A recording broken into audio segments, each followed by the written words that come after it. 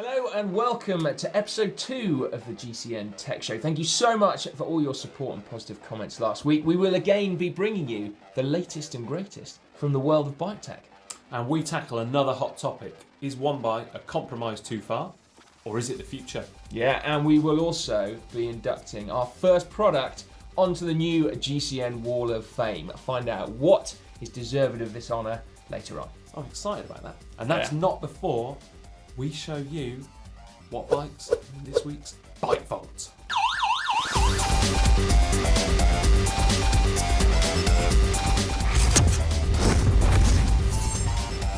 What is hot in the world of tech this week? Well, Si, have you made the switch yet? I'm not sure that I have, mate. You have not made the switch? No, I've not made the switch. Well, the Switch is an Indiegogo project that in the first 24 hours smashed its target. Basically, it's an add-on e-bike kit. You can fit it to any bike.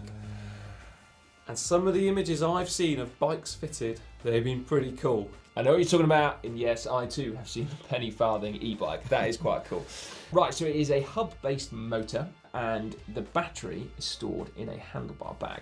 So the standard one gives you 250 watts, and you've got to say, it's pretty neat, isn't it? Looks like it's about the size of the original Power Tap hub, if anyone remembers those. But then there is also a bigger, bulkier turbo version that gives you 350 watts, but that apparently is only legal in the US. Yeah, and apparently, according to the manufacturer, it goes up to 50 miles. You can add and remove it in 10 minutes, and it weighs only 4 kilograms. That's impressive. It is. You can start to see why it's getting a bit of publicity.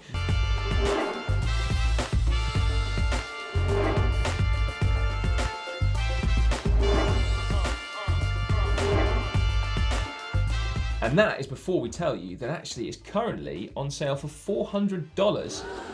Pretty cheap, isn't it? Yeah, you can imagine there's a lot of Pretty people cheap. thinking, well, they could, pimp their bike and make it into an e-bike. But you also have to say, add in an element of caution, don't you? Yeah. Because it's one of these crowdfunding things, so there are no guarantees. Now, John, how do you fancy a cycling jersey made out of old water bottles? Honestly, Si, never really thought about this. I'm all for cutting down on plastics, though, and up until recently, I didn't really realise quite how bad for the environment some clothing can be. No, I didn't either. But GRN Sportswear is a brand that's hoping to do a little bit about that. So they produce sustainable and ethical sportswear, and in their range, they have a cycling jersey which uses materials from 7 plastic bottles. 7?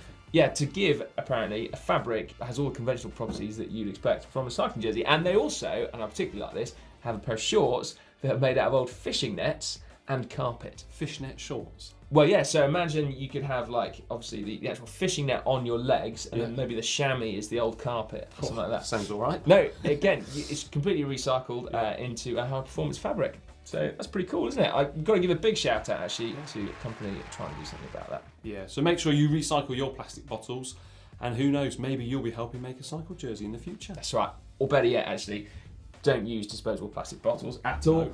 Shameless plug. Oh. Reuse. Buy something that's actually going to last. Lifetime guarantee as well, eh? Yeah, it does, doesn't it? Yeah. Right, well, big news coming to the tech world is coming from the annual Consumer Electronics Show in Las Vegas. We'll have more news on that, though, in the coming weeks.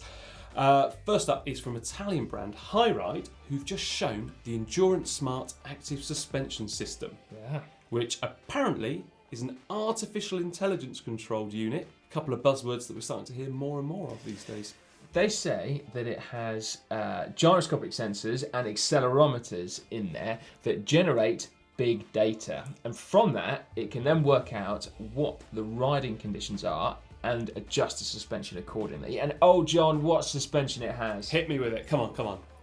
2.5 centimetres up front and an almighty 1.1 centimetres at the rear. 11 mil.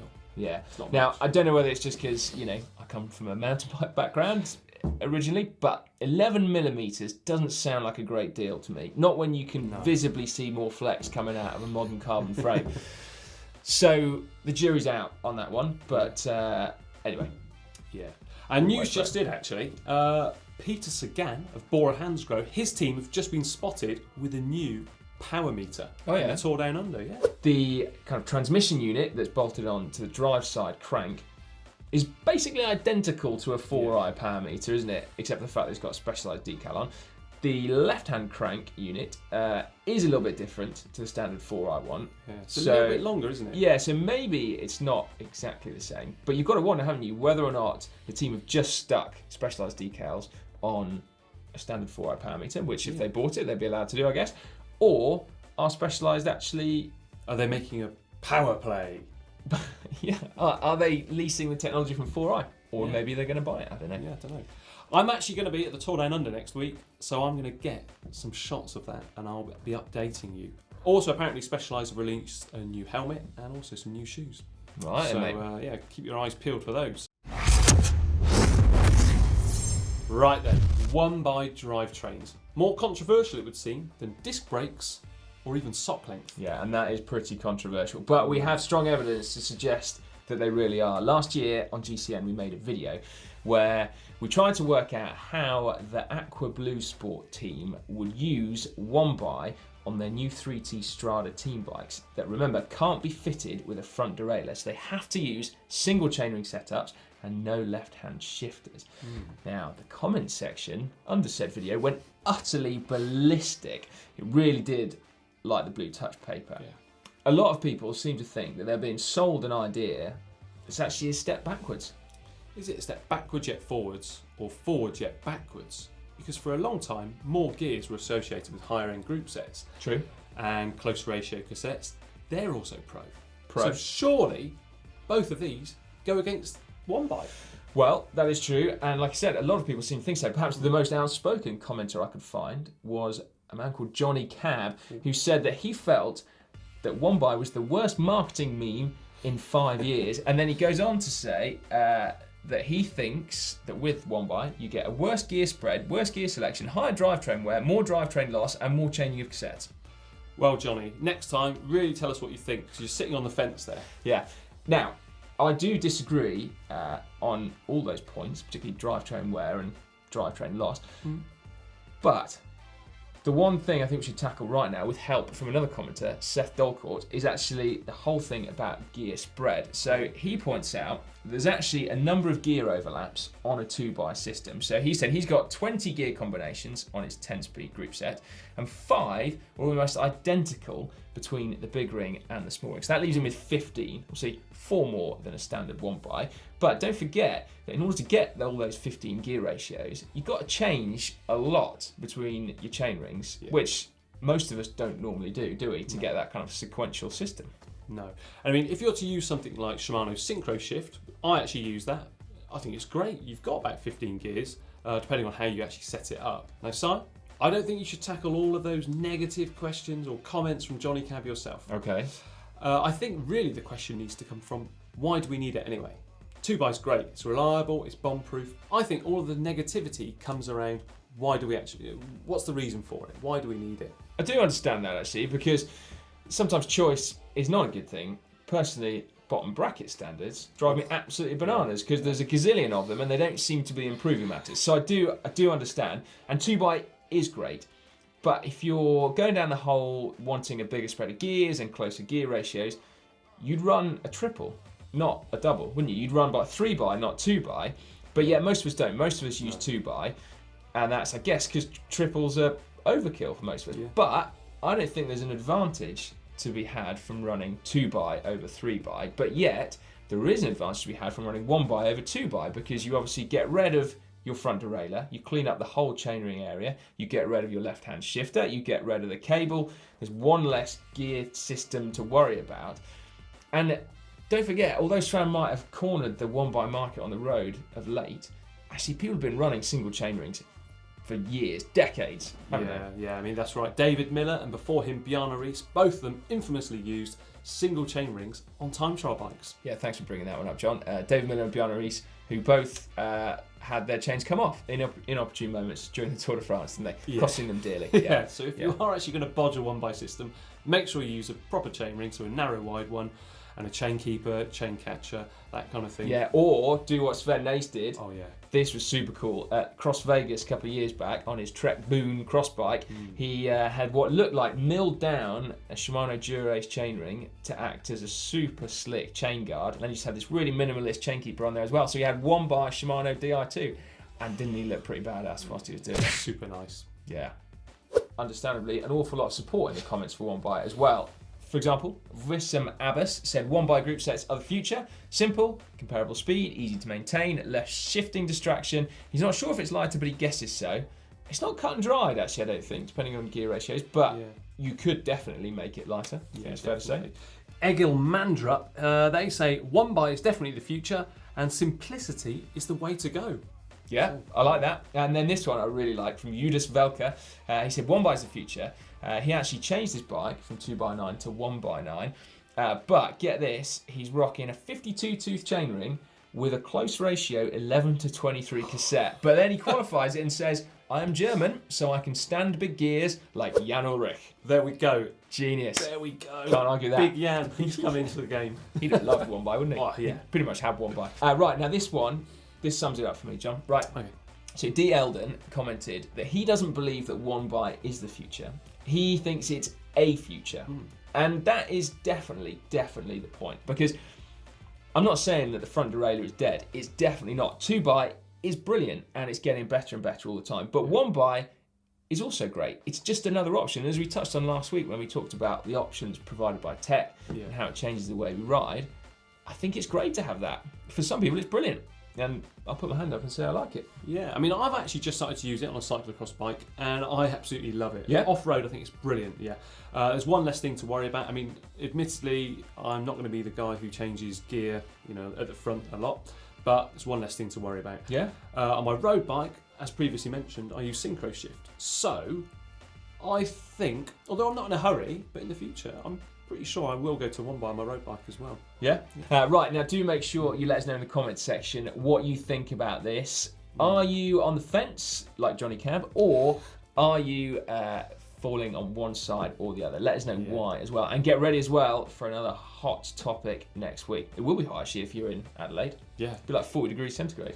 Hopefully no sunburn. It's time now for the first ever induction onto the GCN Tech Wall of Fame. We asked you for your nominations last week, and boy did you deliver. We had great fun discussing the relative merits of your suggestions, but ultimately we came to a unanimous decision. And that was the first, the almighty, the Campagnolo Quick Release. That's right, the first ever. To find out about its genesis, we have to travel all the way back in time to 1927.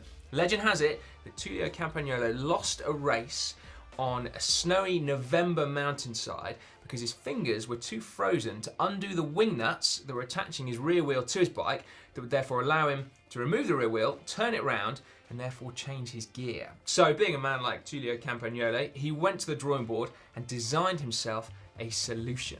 The Quick Release was born. It was patented in 1930, the first, incidentally, of 135 patents that he filed over the course of his lifetime. So one imagines this might not be the only Campagnolo product we get to see on our Tech Wall of Fame. Now fast forward to the present day, and the modern Quick Release bears a striking similarity to that original one. Yes, there are various different ones with external versus internal cams, but one like this definitely bears all those hallmarks. So a worthy first invention for our Wall of Fame. Now do make sure you let us know in the comments section what you think should be product number 2 on the GCN Tech Wall. Now we've been taking a look around on social media to try and find any spy shots from the pros of new bits of tech that they're using. It's also known as stalking in some circles, isn't it? Yeah, but don't tell the police that. No, so the first thing that you flagged up to me actually, John, was from the BMC training camp in Spain. The team seem to be using the new Giro Vanquish helmet, don't they? Particularly Greg Van Avermaet there, who's got a slightly blinged out gold tinged one. Yeah, that's pretty pimp, isn't it, that?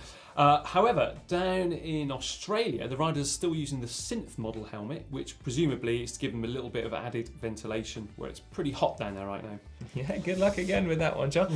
Now, scouring those photos, actually, something that Matt first noticed was the cut of the sleeves on the new Assos jerseys. Now, sounds like it might be a little bit odd, but have a look.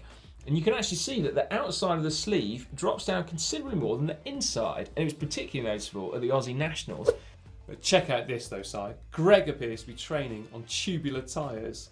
He's got a cut-off bottle, zip-tied under the saddle, and there it is, stuffed in there, a spare tub. That's pretty classy. I don't know many people that train on tubs. No. I was thinking about this though, because the dude he's riding next to, who I can't recognise, actually is also riding on tubs. So maybe they've got a team car behind, but the reason Greg's got a spare is because he's doing extra training. Oh yeah, I wouldn't put it past him, sneaky little Greg. Let's also, let's not be afraid from stating the obvious, John, about that bike. What do you mean the obvious? He's got no rear brake caliper. He's riding disc brakes.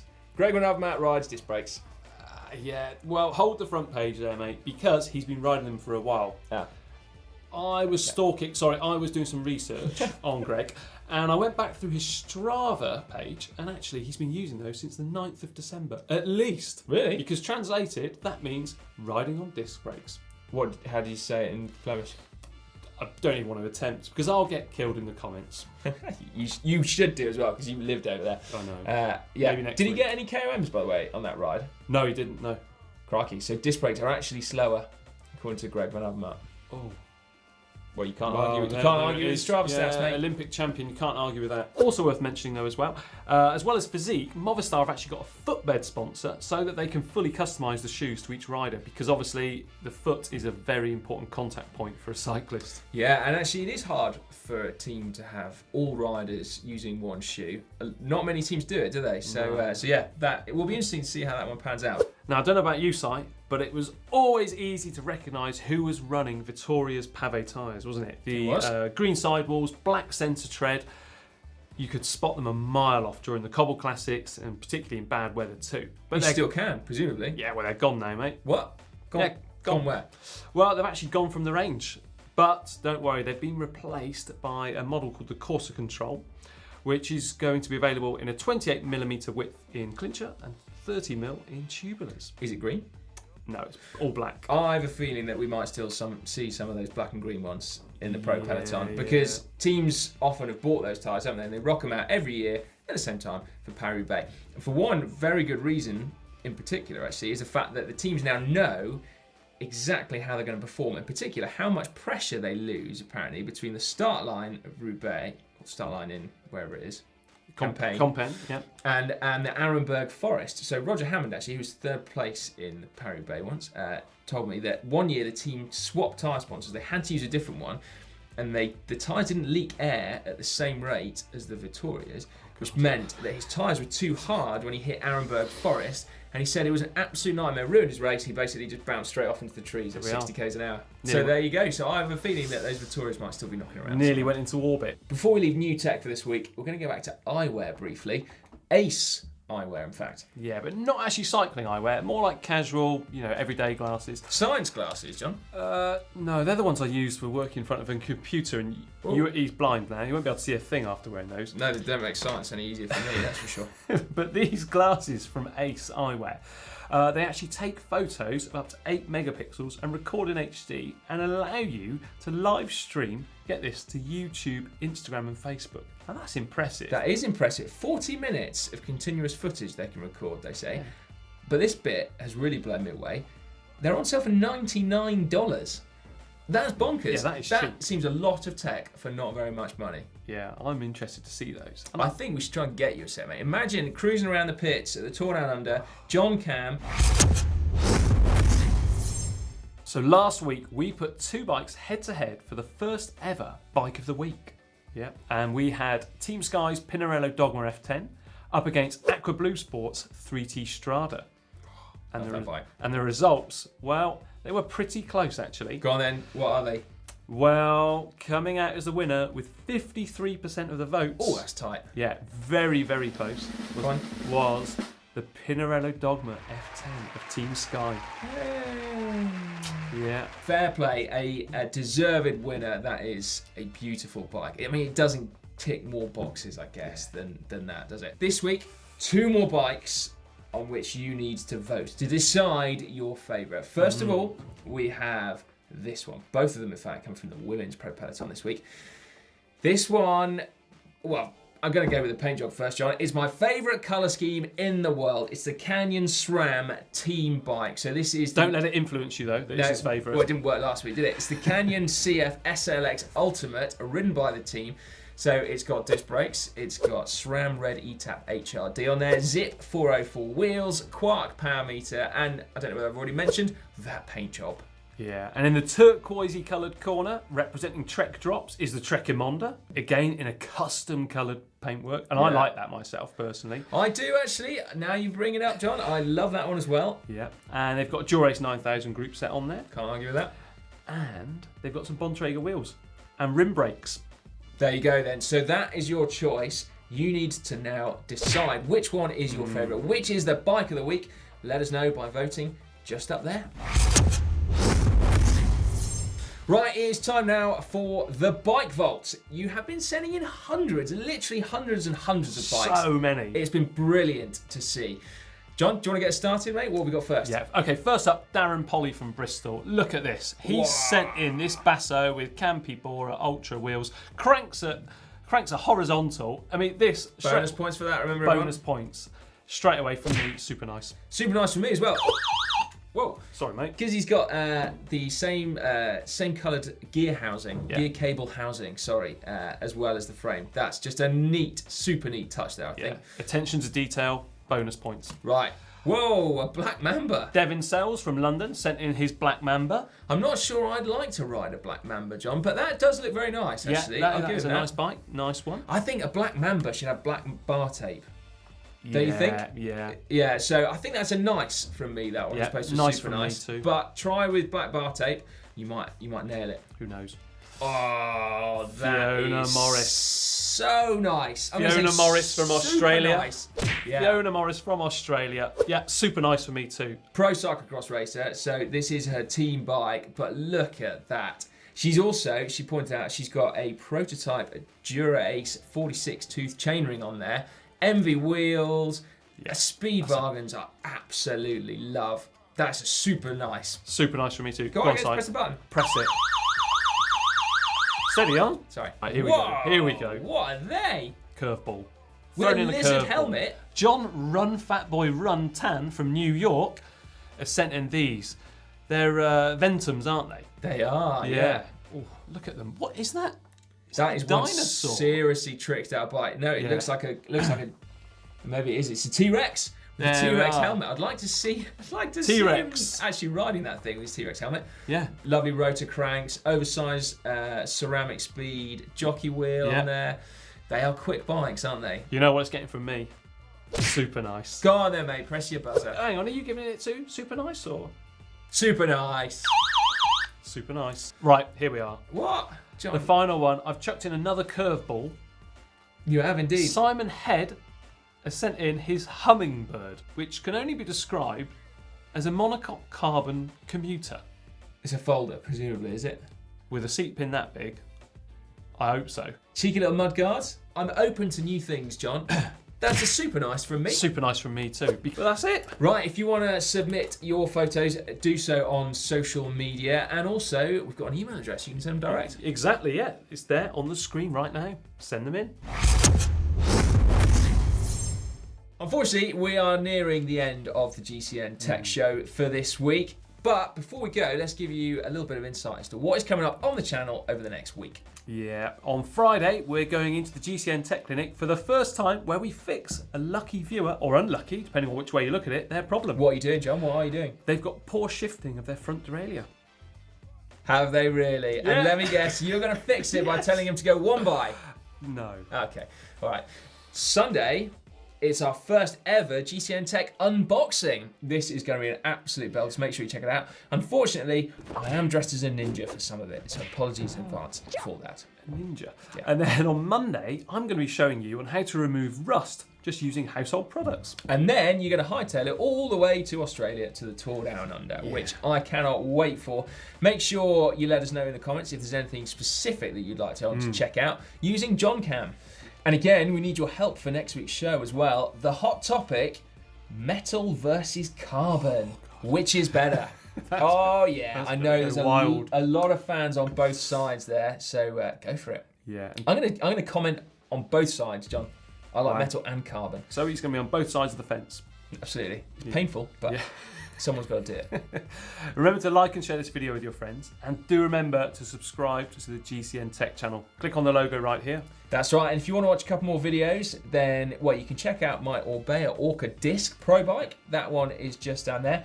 Or last week's Maintenance Monday video, how to level your levers. That one's just down there.